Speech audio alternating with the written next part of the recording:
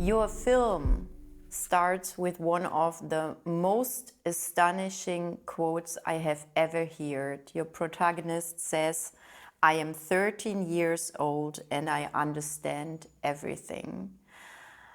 And I think this sets the tone for your movie in a way. How did you find such an amazing group of young girls? Okay, so thank you. That's a really amazing observation. Um, so Elizabeth DaCosta, who is actually the director of this film, who lives and works in Bangladesh, she's also the cinematographer. She was in Cox's Bazar, this area where it's a beach and people, surfing is not that popular there, but she was seeing these young girls who are normally peddling wares on the street who have been doing this since they were 5, 6, 7 years old. And she saw them with surfboards, and that's how the story started. But as we know, children grow up very quickly in many areas when they are forced to be bread earners for the family. And so they mature in a way that kids who are allowed to be children, go through that process in a period in a different way that some of us may have had the privilege to have those have that environment and those facilities.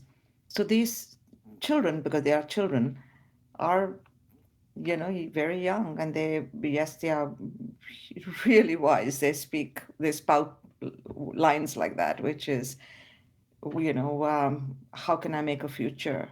How can I have a future unless I make my own future? Things like that, which are so philosophical. It's like you'd think it came out of a book. Absolutely. And it, as I said, it's striking because they are basically saying the truth. They are wiser and they have a wider and broader perspective on their own lives than the grown-ups surrounding them when it comes to going to school, when it comes to, as I said, focusing on education, not being trapped in an early marriage, and things like this. So I think, in your own words, is this a movie about female empowerment, about agency of women in general, about their own bodies, about their choices in life?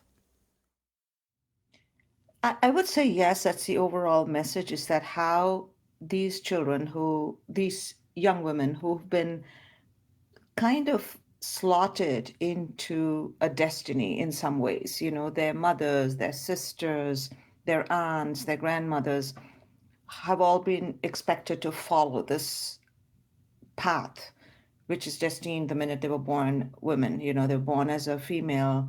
That means you're going to get married early, you're going to have children, and continue this cycle of poverty. And it really is an issue of poverty. The parents are not doing this by choice, but they don't know anything else. They've been raised this way. They don't have an education. They continue to live in this cycle of poverty. So these girls were also destined to do the same. They might have these views, but they had no way out of that path which was set for them the minute they were born. But they found surfing and they found that freedom, and they met a bunch of people who together were able to talk about these issues and talk about similar stories. There is a weird kind of empowerment that happens, and that agency that came through sports, which gave them the freedom to dream and the right to believe that they can be the arbiters of their own future. And I think that is the message of the film, because these girls are not going back. They're never going to accept that path which has been set by their parents. So they are going to rebel, and they are going to, chart their own future and hopefully be role models for another generation of kids to come. Do you think the girls made an impact in their communities because they are paying a very high social and emotional price for what they are doing in deconstructing basically their environment? Do you think they are already role models with living this different way of life? Do you think they could maybe inspire other young women, other girls to follow them? Maybe even not without surfing, but with this certain kind of mindset. Absolutely. I think that is I mean that's why we were so keen to make an observational doc. We had no idea where this was going to go when we started this. So Elizabeth just picked up the camera and she was following them and we were talking constantly. So I live in Toronto, Elizabeth's in Bangladesh, and we were collaborating on this and we kind of thought this would be, you know, the storybook ending where this girl picks up a surfboard, she's so good in surfing, she goes to an international competition, and then she's become a champion, and then she's going to move on. And then we found that it's a little more complicated than that. There are so many, social, there are relationships, there's community, there are the parents. And so because Elizabeth lives in Bangladesh and because she's local and she was able to fly in, she developed a very close relationship with the families and became they who began to trust her. Even the father, who is, he beats his daughter, welcomed Elizabeth and saying, "You have formed a bond with my daughter. You're welcome to come here, but not the club." When he's angry at the club, the people who organize the surfing. But so as a result of that, it's a bit complex because it's easy to blame society or blame the parents, but the real issue here, the real villain of this piece, is poverty. That they're born into this life, and I don't think anyone can. There's no easy solution out of that, right?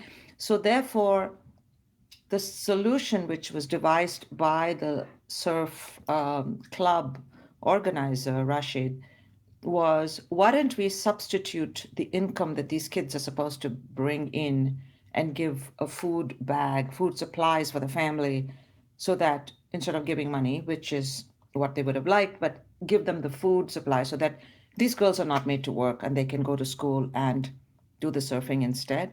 And it seems such a simple solution. It's not expensive at all. So it really is a social experiment. And of course, that could be the long term solution. So I really hope that all the people, NGOs or, the World Bank and organizations who are looking at solutions, see how simple a local initiative can be and how much of a social change that can bring about.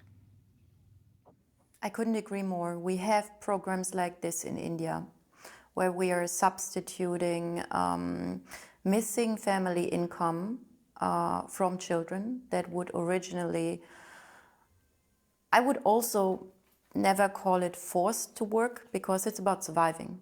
And it is about poverty, but we are substituting the income that would originally come from the children to make it possible for them to go to work. So absolutely the best solution. And it's never about blaming the people who are in poverty for wanting basically to survive and to have something on the table in the evening.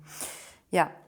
But you were talking about the structures that their teacher has built. Could you tell us a little bit about the history, how he developed the club, how he found the girls, how they formed their bond, and how long in general this is going on? So our in the documentary, you'll see there is a coach and instructor who's a mentor, and he himself is a local boy who's not very educated himself. He doesn't come from a family of means, and is certainly not someone who decided that, this is charity and I'm going to give it. He was just empathetic, sees these kids. He sort of rents out beach chairs. He's sitting over there and he invites these kids to come and sit with him. And for the first time, they've got someone who's talking to them and just bonding with them. And so when he himself discovered the joy of surfing through some tourists who left him some surfboards, he wanted to pass that along, just the sheer pleasure of getting on a surfboard and enjoying the waves and the beach. And he thought, why not? Why not these kids? Why can't they have a few minutes of sheer pleasure? So he started encouraging them, and that's how the surf club was born. And he thought he really wanted to get girls in the program, and that's, I think, the big difference. The real thing that differentiates him from many other people who have done similar kind of programs anywhere else. For him, it was somehow about young girls because he felt there are programs and everybody sort of in many societies, you quickly pick up the boys because they are into sports and you can get them, and they're given way more latitude and freedom in many societies. But girls are not. The girls have to follow a certain path. They are expected to behave a certain way. When they reach an age of maturity, they cannot have any of those freedoms anymore because everybody's scared about them. And so he said, no, empower, because if girls are given that, they can do anything, they can move mountains. And he has many, many powerful lines, which we couldn't keep in the film.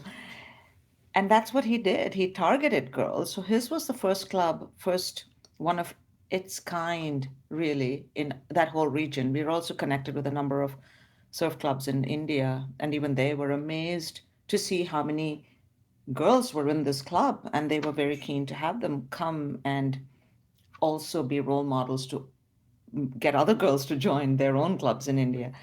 And because I think he started with one, two, three, and finally he had a group of 8 girls, there was this bond among them. I mean, if you had this one girl or even 2 girls in a club of like a majority of males, it would have been different. The dynamics would have been different.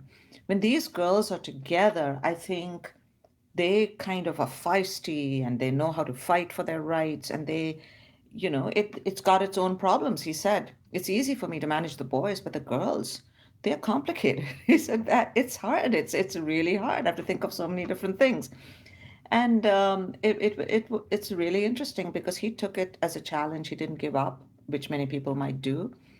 And it's also, as the girls are getting to be teenagers, 13, 14, the parents were getting increasingly more concerned about their physical safety, but also the fact that they have to get them married. And so they were even more at risk. And I think that's added a level of complexity because of the age group that we were focused on.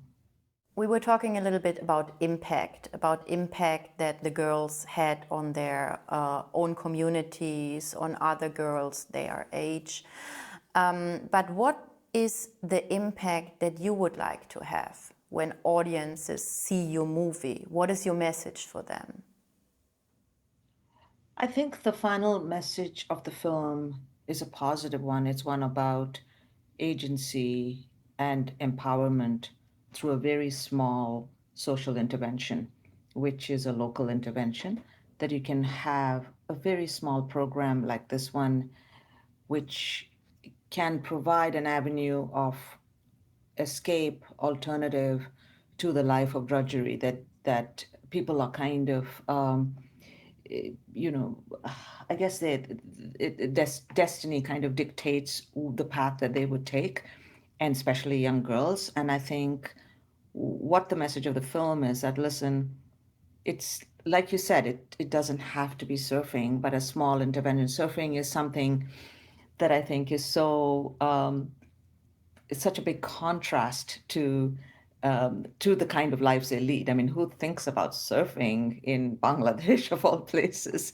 So I think that just added an unusual element to it. It could have been soccer, which would have been more typical, and I'm sure there are many programs of soccer for girls, but just the idea of surfing, being in the water, um, this is a lot of different dynamics and social issues that go with it.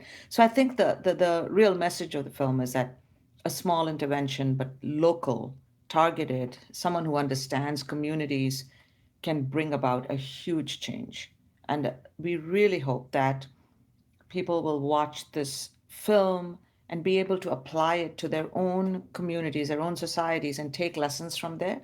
And we also want this film to be able to build that local program. So we've created an impact campaign through a program locally where we partnered with a charity, and we're hoping to be able to raise enough funds so that we can have like a big endowment which will keep this going, so that there is a new cycle of students coming in, and our own girls. And I have this good news to share with you, that our own girls are now instructors and teachers, and they are paving the way. And who knows everything better than them, because they can talk to younger girls, because they've been through exactly what they're going through, and they can give them lessons, life lessons, on how to deal with parents, how to deal with society, how to deal with friends, and then help them move on and pave the path. So hopefully this will be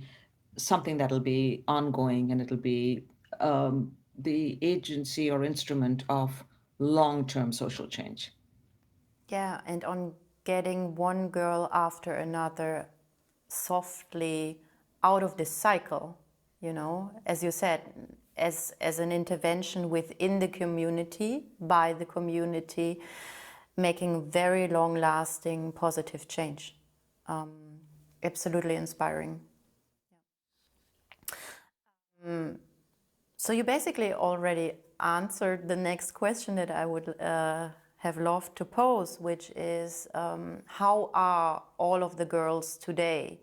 Did all of them step out of the cycle, or did some of them go back or had to go finally into a marriage at a young age? We also see one of your protagonists who has to work in a factory. So could you give us a little insight on how each one of them is today and what they are doing? So, yes, I mean, within our story, we follow three girls, and yes, one of them leaves the program and goes to work in a factory. It's purely an immediate requirement. Her family needs money immediately. She cannot wait for the program to be restarted. So, therefore, she leaves and she goes to work in a factory. It's a choice she makes, it's a difficult choice. And she's still working in the factory, which is really unfortunate, because with COVID and everything else, it's she's in a very dire situation. Two of our other girls, the main ones, would have gone on. I mean, this would have been we filmed from 2016 is when Elizabeth met the girls, to 2019. So over a period of 3 years it was ongoing. And we were hoping that she didn't make the competition in 2019, but that she would go in 2020, so that when we finished our film, we would have been able to give that as our wonderful um, conclusion, that she went to the competition in 2020. She was training for it. But of course, with COVID, it did not happen. And then it was unfortunate, because I think they had a year of really misery, because where they had to go back to the families. And even in our film, the alternative to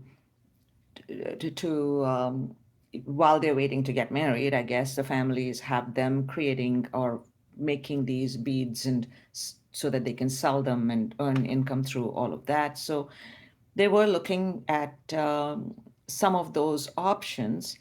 And but then there is a wider group. There are 8 girls in the group, and yes, I think a couple of them have got married, and I think one of them even had a child. But our two main girls, Shob and Ayesha, are actually now part of a training program. They are Ayesha and Shob, actually, both of them trained to be lifeguards. We've actually got footage of that, which so that was quite exciting and unusual.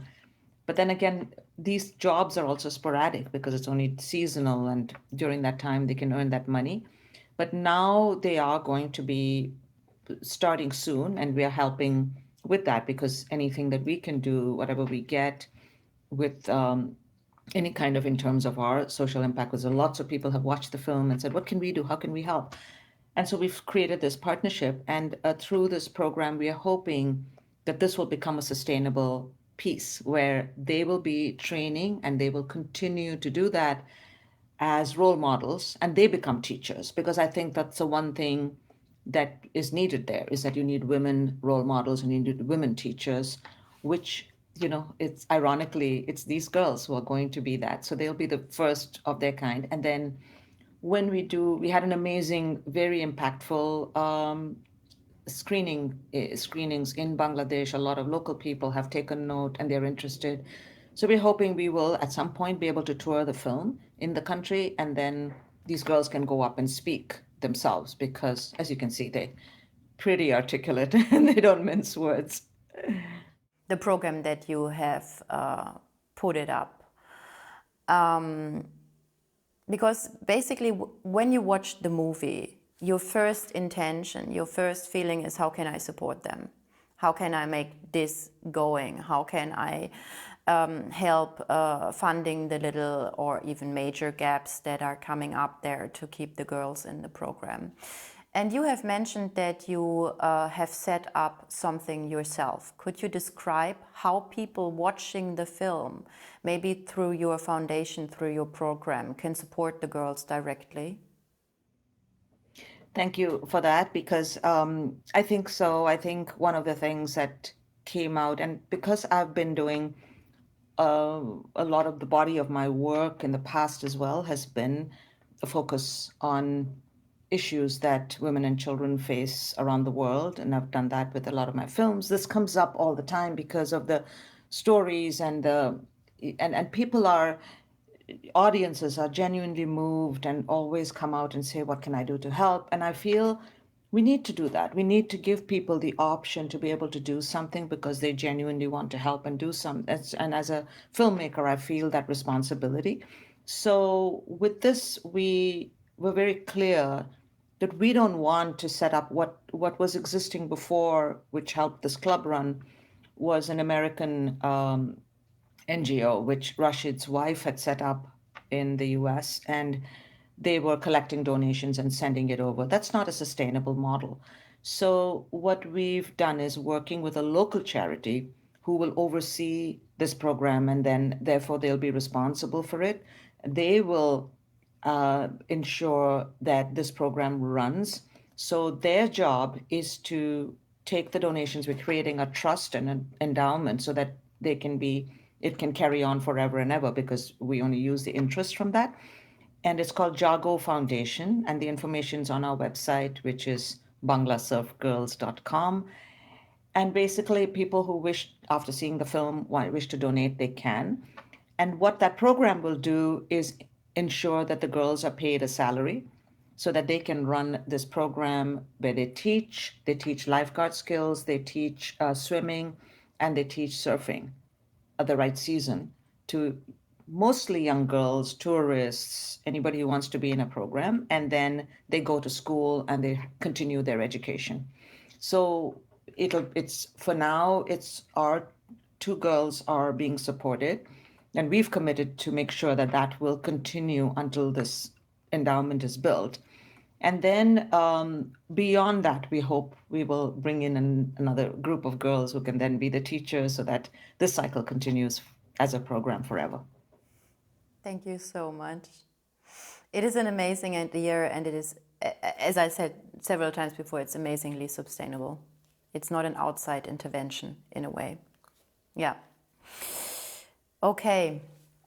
Thank you so much for your time. It was a pleasure talking to you and getting more insights about your movie. And just as a personal remark, at the end, I loved it. I mean, I've watched it, and there is a reason we selected it for Save the Children within our little program at the Human Rights Film Festival. And that is overall the extremely positive message and the message of empowering young girls and therefore changing communities in a very positive way. As I said, we are having these programs in India, and they are having a very, very positive impact because you get children and therefore families out of poverty for generations to come. So thank you for highlighting this, and thank you for making it possible that an audience can witness this positive impact for young girls. Thank you. It's my pleasure to talk to you.